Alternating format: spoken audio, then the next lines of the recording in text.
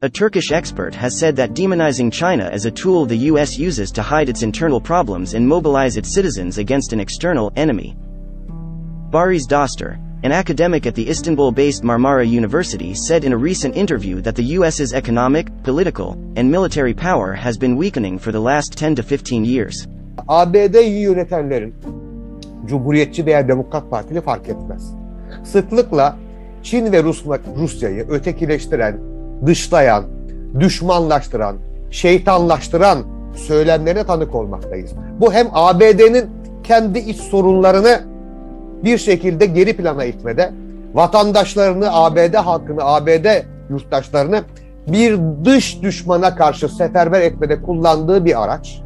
As to the recent slanders on China by US Secretary of State Antony Blinken, Dostur pointed out that in this way, the US wants to ensure that its allies within NATO and the European Union will not question and criticize the Washington administration, which is trying to sustain and increase its eroding hegemony.